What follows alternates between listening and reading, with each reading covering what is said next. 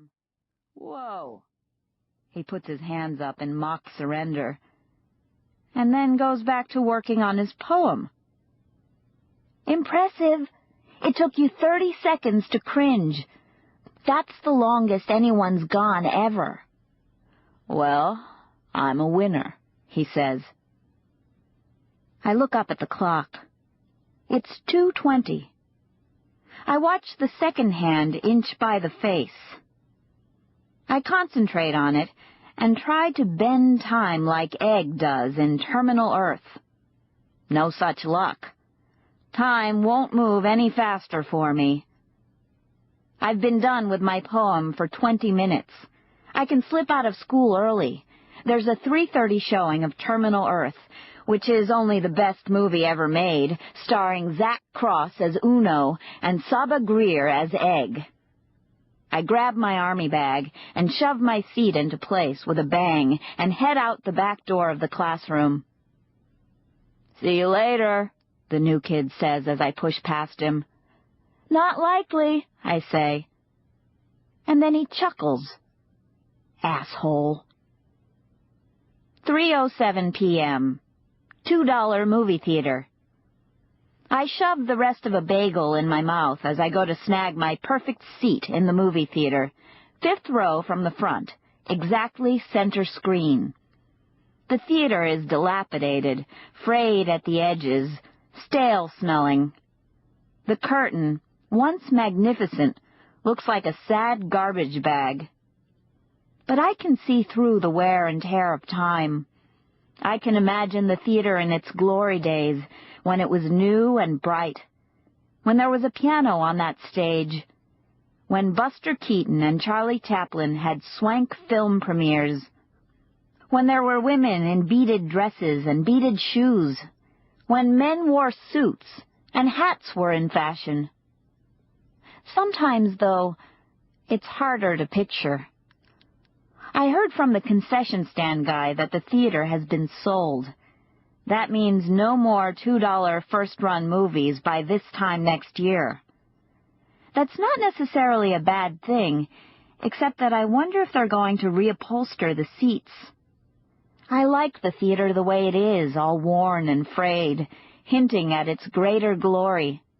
They'll ruin it by making it modern, by adding cup holders to the seats and some bacteria-resistant carpet. I wonder if they're going to charge $14 and serve sushi.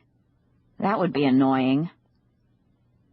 Terminal Earth, my favorite movie, has 3 screenings left today, and I plan on staying for them all. They say the DVD isn't going to come out until the summer. I hate having to wait for it. My friend on the Terminal Earth message board says she has a pirated copy of it, but that it's all shot from an angle and the time and date are burned into the bottom right-hand corner. I can wait. I'm not that desperate. I finish my homework before the lights come down. I can do my homework anywhere. And then the previews start. Previews are like a little taste of candy. I give them my full attention. I've already seen all the movies they're previewing because I see every single movie. I'm always amazed at how much better the movie looks in its condensed form. It's like the potential of the film is better than the full-length reality. Terminal Earth starts. I get that tingly, excited feeling that I get every time I see it. I've seen it 42 times already. I never get bored. In honor of watching the movie today, I'm wearing my best Egg outfit. Long white cloak, white pants, and white shirt. Hair freshly shaved to a buzzed perfection. Pale white skin. Colored eyebrows. Neutral lips. In the future, there's no lipstick. Thank goodness for that. I'd be quite content with a world that doesn't force women to wear makeup to be beautiful. I'm sure it would destroy my mom, though. How can you leave the house without your face on? Mom says over and over again. My face is on, I have to say to her. My plain, not beautiful, just normal, no makeup on face. Ugh, you make yourself boy-proof on purpose, she always says. And that's what I am. Boy-proof. I've never been asked out. No boy has ever even flirted with me. I'm invisible to the opposite sex. Egg is not boy-proof, though. She has a scar on her face, and she's got a bullet mark on her arm and a burn on her back. And Uno still loves her. The second time the film plays, I examine every single aspect of Zach Cross as Uno. I love his crooked smile, the way he swaggers, his monosyllabic lines, the glint in his eye, the way he furrows his brow. He's so handsome. I've seen every film that he's been in, but Terminal Earth is definitely the best. I also examine the special effects, especially the makeup. I look for clues on how it was done.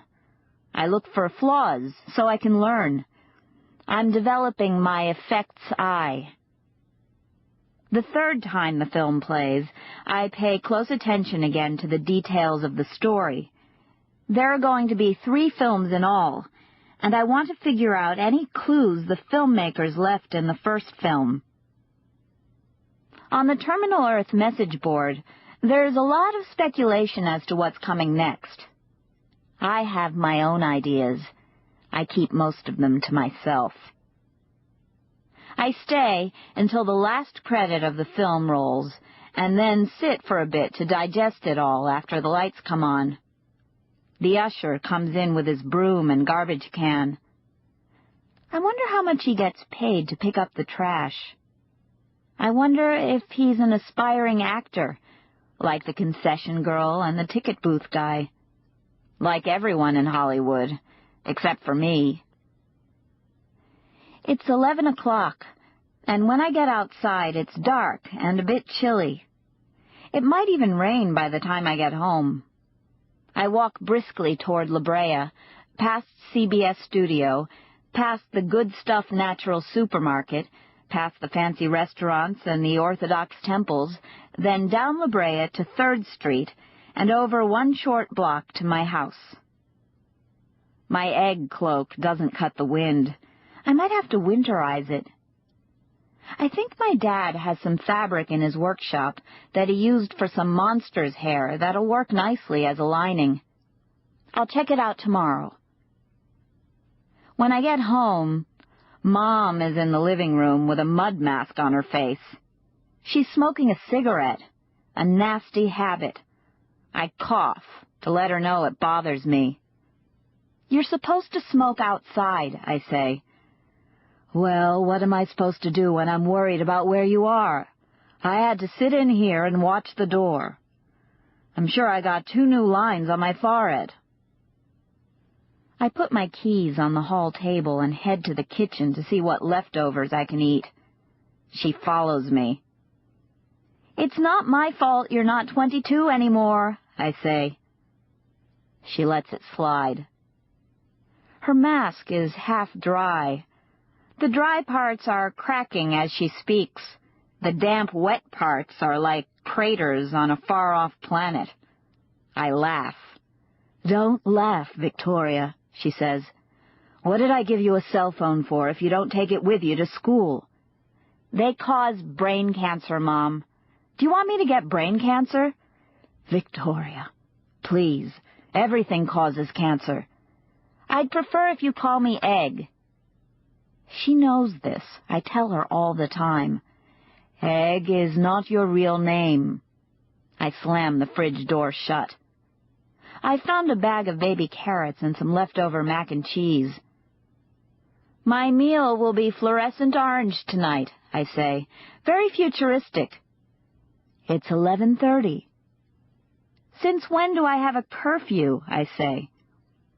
I hate you walking around the neighborhood at night. There are people around, I say, and I'm not a baby. If you don't want to be treated like a baby, don't act like one.